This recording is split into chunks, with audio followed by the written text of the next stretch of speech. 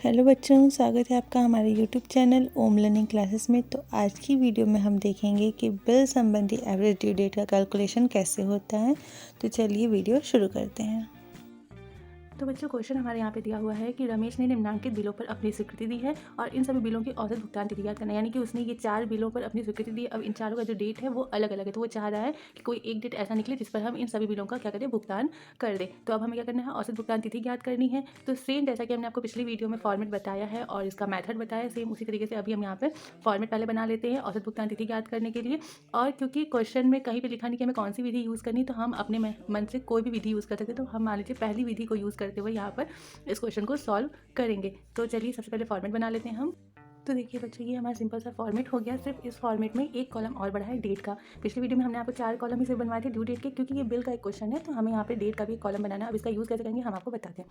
देखिए सबसे पहले किस तिथि पे बिल लिखा गया है वो तिथि हम लोग यहाँ डेट वाले कॉलम में लिख लेंगे, ठीक है। तो जैसे 1 मार्च ईयर मान लीजिए यहाँ पे नहीं दिया, तो हम लोग बस मंथ लिख लेते हैं, मार्च 1, उसके बाद अप्रैल 10 अप्रैल, फिर मई और फिर जून, ठीक है। इस डेट पे हमारा बिल लिखा गया, तो जिस डेट पे बिल लिखा गया उसे डेट के कॉलम में लिख लेंगे।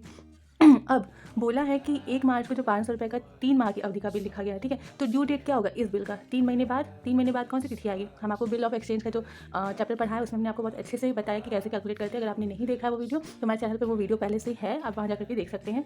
तो 1 मार्च से 3 महीने की अवधि का बिल अगर हम लोग लिखेंगे तो कितना हो जाएगा हमारा यहाँ पर, आप मार्च से 3 महीने जोड़िए तो अप्रैल मई जून। जून फर्स्ट होगा जिसमें 3 दिन हम लोग और ऐड करेंगे अनुग्रह दिवस की, तो हमारा कितना हो जाएगा 4 जून, यानी कि जून 4। ये हमारा क्या हो गया, ड्यू डेट हो गया पहली बिल का।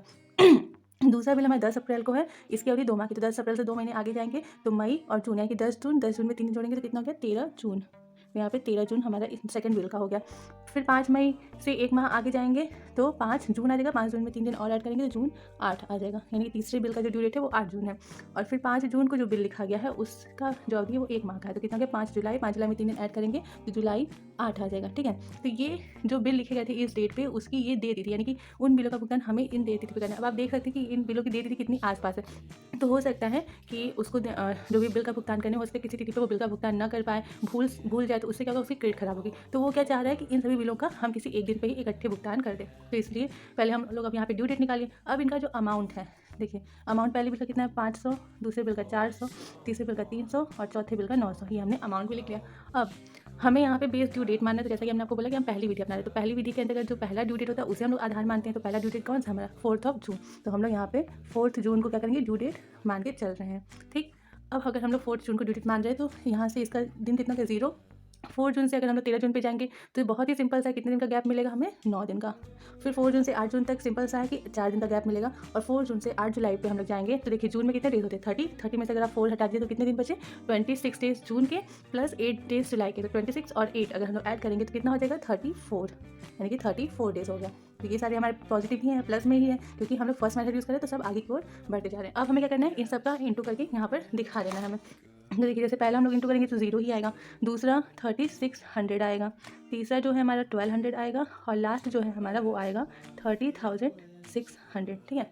ये हमारा इंटू करने पे आ जाएगा। अब लास्ट में हम इसको टोटल कर देंगे तो अमाउंट का टोटल हमारा 2100 आ रहा है और इसका टोटल हमारा जो आ रहा है 35,400 आएगा, ठीक। तो ये हमारा फॉर्मेट के अंदर का सारा काम हो गया। अब लास्ट क्या बचा है कि फॉर्मूले पे रख के हमें एवरेज ड्यू डेट निकालना है। तो फॉर्मूला हमारा क्या था वो हम यहाँ नहीं लिखेंगे, हम सिर्फ फॉर्मूले पे रख देते हैं। तो बेस ड्यू डेट हमारा क्या है 4 जून, ठीक, प्लस ऐड करेंगे हम लोग प्रोडक्ट लेंगे पूरा 35,400 का, अपॉन में अमाउंट का लेंगे टोटल, तो 2100 यहाँ पे हमारा डेज हो जाएगा।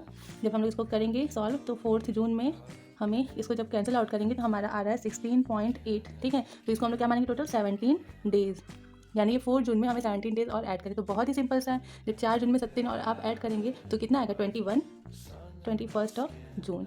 ये हमारा एवरेज ड्यू डेट निकला है। इसी डेट पे क्या करेगा वो चाहे तो इन बिलों का भुगतान कर सकता है इकट्ठा, या फिर अगर व्यापारी का मन हो तो इस दिन पर एक नया बिल लिख करके इस टोटल अमाउंट का वो किसी अगले डेट पर भुगतान कर सकता है, ठीक है। तो ये सिंपल सा हमारा था कि जब बिल संबंधी कुछ हो लेन देन तो उसमें हम लोग औसत भुगतान तिथि कैसे निकालते हैं। आई होप कि आप लोग को बहुत ईजी लगा होगा, बहुत अच्छे से समझ में आ गया, क्योंकि कोई बहुत खास सोचने समझने वाली चीज़ नहीं थी, बस हल्का सा आपको इसमें ध्यान से चलना था। सबसे ज़्यादा एवरेज ड्यू डेट में जो दिक्कत होती है वो हमारे डेज के कैलकुलेशन में होती है, तो आप लोग उसको अपना बहुत ही अच्छे से करिए ताकि क्वेश्चन आपका गलत ना हो। छोटा सा भी एक दिन का आगे पीछे अगर आप डेट कैलकुलेट कर लेते हैं तो आपका जो एवरेज ड्यू डेट है वो गलत आएगा।